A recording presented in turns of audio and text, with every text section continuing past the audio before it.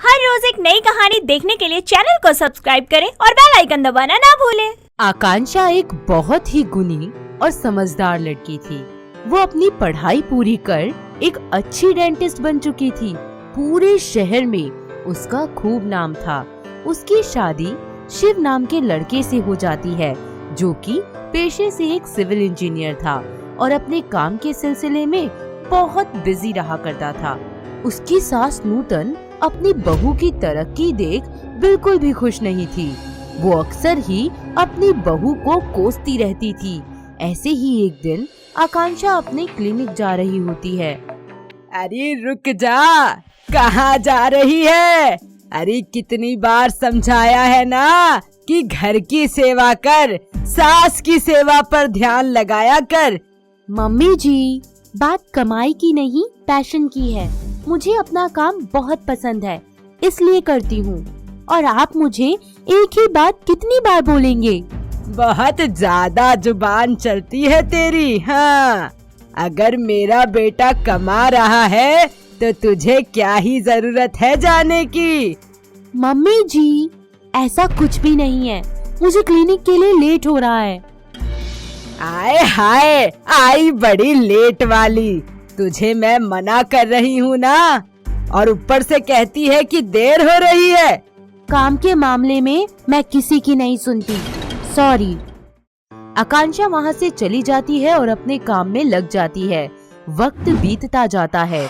नूतन को मीठा खाना बहुत ज्यादा पसंद था, जिसके चलते उसके दांतों में कीड़े लग जाते हैं और उसे बहुत ज्यादा दर्द होने लगता है। शाम को जब आकांक्षा क्लिनिक से घर पहुंचती है तो देखती है कि उसकी सास गाल पर हाथ रखे रोई जा रही है।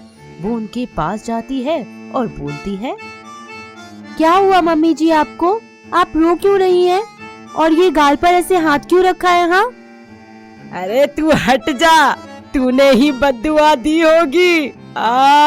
जब भी मेरा ये हाल हो गया है। आए, दिखाइए मुझे एक बार, देखूं तो जरा क्या हुआ है।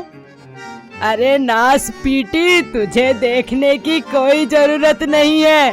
तुझे क्या लगता है काली तू ही पूरी दुनिया में दांत ठीक कर सकती है? अरे हट पीछे। अरे बाबा, एक बार देखने तो दीजिए। मैं अभी इलाज बता दूंगी और आप ठीक हो जाएंगी। उसकी सास गर्म पानी से कुल्ला कर लेती है, जिसकी वजह से उसे थोड़ी देर के लिए दर्द से राहत मिलती है। शाम को जब शिव घर आता है तो वो अपनी माँ को अपनी बीवी से ट्रीटमेंट करवाने की रिक्वेस्ट करता है, पर वो नहीं मानती। मजबूरन उसे किसी दूसरे डॉक्टर को दिखाने ले जाना पड़ता है। डॉक्टर उसे कई तरह की महंगी दवाइयाँ देते हैं और दोबारा आने को भी कहते हैं। घर जाकर उसका बेटा सारी रिपोर्ट अपनी बीवी को दिखाता है। उसे देखते ही वो बोल पड़ती है, अरे इस रिपोर्ट में तो साफ साफ लिखा है कि आपको कुछ नहीं हुआ है, बस आपके दांतों में कैविटी है और ये दवाइयाँ तो सूजन की है। आपको इसकी कोई जरूरत नहीं है। अरे बस कर बस, अब तू अपनी डॉक्टरनी मत झाड़ यहाँ पे। शिव, आप इनको समझाइए कि मैं इनका भला चाहती हूँ। अरे मम्मी को जो भी सही लगता है वही करने दो उनको। वो नहीं चाहते कि तुम उनको देखो, तो क्यों उनके पीछे पीछे तुम? शाबाश मेरे बच्चे, आज तूने साबित कर दिया कि तू मेरा ही बेटा है। हाँ। साबित कर दिया मतलब? मैं आपका बेटा ही तो हूँ।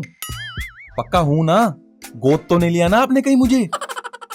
अरे उन्होंने ऐसे ही बोला है मजाक में, आप समझते नहीं हो।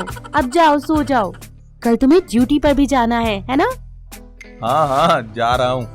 वैसे भी तुम सास बहू के झगड़ों में किसको पड़ना है, चालू रखो तुम दोनों। सभी लोग सोने चले जाते हैं, लेकिन आकांक्षा उन रिपोर्ट और दवाइयों के बारे में सोचती ही रहती है।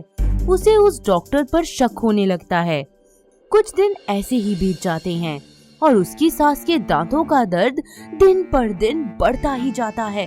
वो तुरंत ही उसे डॉक्टर के पास ले जाती है, जो कि उसे बहुत सी महंगी और नई दवाइयाँ देती है। पर पिछली बार की तरह इस बार कोई दवाई असर नहीं करती। उल्टा उनका रिएक्शन होने लगता है।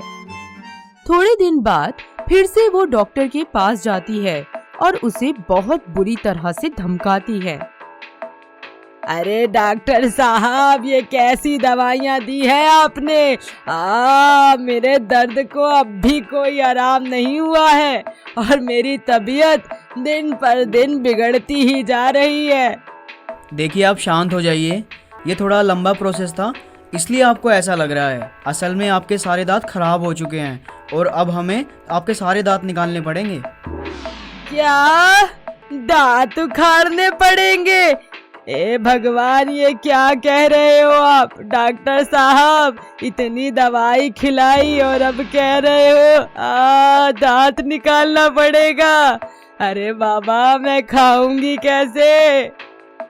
देखिए, निकालने तो पड़ेंगे ही, क्योंकि आपको दवाइयों से तो दिक्कत हो रही है और आपकी तबीयत भी बिगड़ रही है। नहीं नहीं, ऐसी कोई बात नहीं है। मैं दवाइयाँ खा लूंगी, पर आप मेरे दांत मत निकालना। जी, तो फिर चुपचाप दवाई खाती रहिए, आपको जल्दी आराम आ जाएगा। डॉक्टर अपनी चालाकी से नूतन को अपनी बातों में फंसा लेता है, जिसके कारण वो महंगी दवाइयाँ फिर से घर ले जाती है, जिन्हें देखकर आकांक्षा को सारी बात समझ आ जाती है और वो उस डॉक्टर से निपटने के लिए एक तरकीब सोचती है। अगले ही दिन वो अपनी सास को उस डॉक्टर के पास जबरदस्ती ले जाती है और उसके सारे टेस्ट दोबारा करवाकर उस डॉक्टर के पास जाती है। वो अपने सवालों और सूझबूझ से उस डॉक्टर की सारी चालाकी अपनी सास के सामने ले आती है। जी देखिए, मुझे माफ कर दीजिए, मुझे मालूम नहीं था कि आपकी बहू एक डेंटिस्ट है, वरना तो मैं आपका इलाज मुफ्त में ही कर देता। ये नौटंकी अब ना आप पुलिस के आगे करना, लोगों का फायदा उठाते हो। अरे शर्म नहीं आती? ऐसे डेंटिस्ट हमारी समाज पर धब्बा है, इन्हें सजा जरूर मिलनी चाहिए।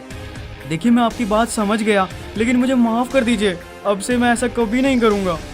अरे ओ नास पीटे डॉक्टर, अब जेल जाकर ही रहेगा तू। तेरी वजह से मेरा दर्द इतना बढ़ गया है। मैंने तुझ पे कितना भरोसा किया, इतना कि अपनी बहू को नहीं दिखाए अपने दांत। इतने पैसे लगे मेरे, और तू तो मेरे दांत भी निकालने वाला था। अब तो तू जेल जाएगा। हाँ। आकांक्षा पुलिस को बुला उस डॉक्टर को जेल भिजवा देती है। वहीं उसकी सास का इलाज कर उसके दांत बिल्कुल ठीक कर देती है। उसकी सास को एहसास होता है कि उसने अपनी बहू पर भरोसा न कर कितनी बड़ी गलती की। फिर वो उससे माफी मांगकर उसके डेंटिस्ट होने पर गर्व महसूस करने लगती है। अब घर में सब सही हो जाता है और आकांक्षा का परिवार उसे सराखों पर रख खुशी खुशी एक साथ रहने लग जाता है। तो दोस्तों, कैसी लगी आपको हमारी डेंटिस्ट बहू? क्या आपके भी दांत में दर्द है और कभी आप भी गए हैं डेंटिस्ट के पास? अगर हाँ, तो हमें कमेंट करके जरूर बताएं। दोस्तों, अगर आपको ये कहानी पसंद आई तो इसे लाइक करें, शेयर करें और कमेंट करके बताएं कि कहानी में आपको सबसे अच्छा क्या लगा।